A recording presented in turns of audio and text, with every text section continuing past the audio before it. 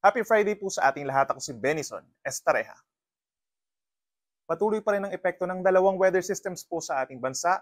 Una na dyan ay ang easterlies o yung hangin galing Pacific Ocean na siyang nakakaapekto sa eastern side ng ating bansa. Habang sa may extreme northern zone, nakakaapekto pa rin po ang northeast monsoon or amihan at sa ngayon ay inaasahang lalakas sa mga susunod na araw.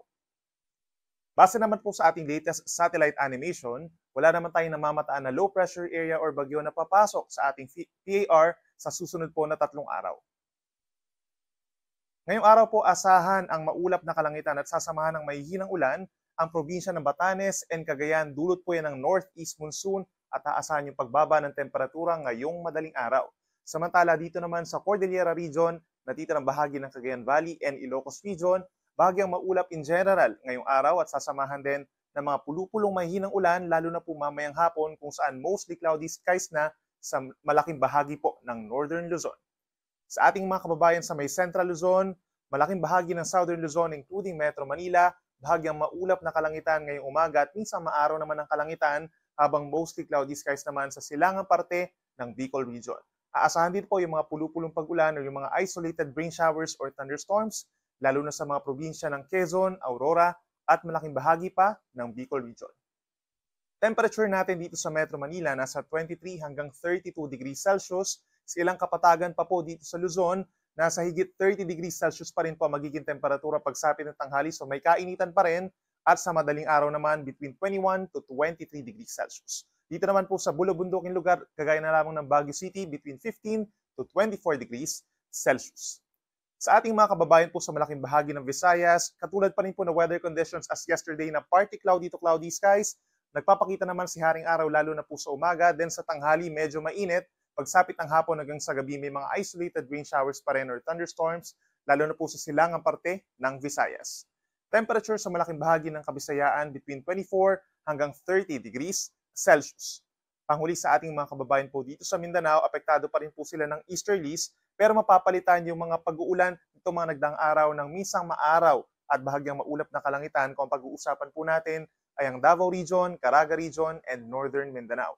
Habang may mga pag-ulan pa rin po as early as this morning sa bahagi po ng Zamboanga Peninsula and Bangsamoro Region, dulot po yan ng easterlies. Pagsapit ng tanghali, mababawasan yung mga pag-ulan dito sa western portion of Mindanao, pero dito sa may central portions, kagaya na lamang ng Soc-Sargen, Lanao del Sur, Maguindanao Provinces, and Northern Mindanao, mataas ang tsansa ng mga localized thunderstorms na nagtatagal ng 2 hanggang 3 oras.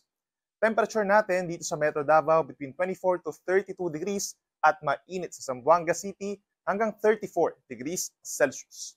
Sa ngayon, dahil hindi pa kalakasan ng northeast monsoon ay medyo maalon na lamang dito sa may parteng extreme northern Luzon, pero wala naman po tayong nakataas na gale warning. Pero inaasahan natin yung paglakas ng amihan sa mga susunod na araw, posible na ang maalon na karagatan dito sa malaking baybayin po ng Northern Luzon at pagsapit po ng linggo hanggang sa kalagitnaan ng susunod na linggo ay magiging maalon din sa natitirang baybayin pa po ng Luzon plus Visayas.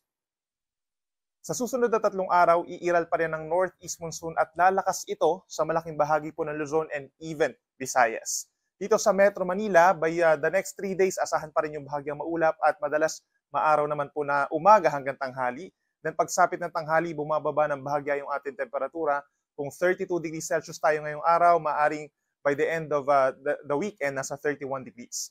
Dito naman po sa Baguio City, steady lamang po yung ating temperatura, 14 to 15 degrees Celsius pagsapit ng madaling araw at hanggang 23 degrees Celsius lamang pagsapit ng tanghali.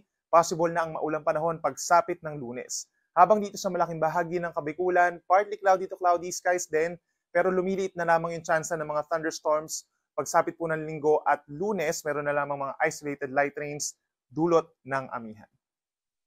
Sa ating mga kababayan po dito sa Visayas, asahan pa rin ang magandang panahon. So ibig sabihin po, magiging maaraw naman most of mornings at pagsapit ng tanghali for the next 3 days po yan, kabilang na yung ating Chinese New Year celebration. Then pagsapit po ng hapon hanggang sa gabi is partly cloudy to cloudy skies at may chance rin ng mga pulupulong ulan dulot ng mga localized thunderstorms.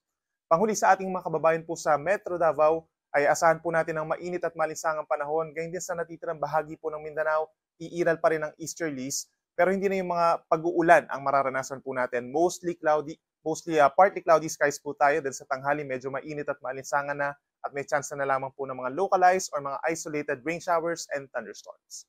Si Haring Araw ay sisikat 6:23 ng umaga at lulubog pa rin 2 minuto bago mag-alas 6 ng gabi. Yan muna ang latest mula dito sa Weather Forecasting Center ng Pag-asa. Ako muli si Benison Estareha na nagsasabing sa anumang panahon, Pag-asa ang magandang solusyon.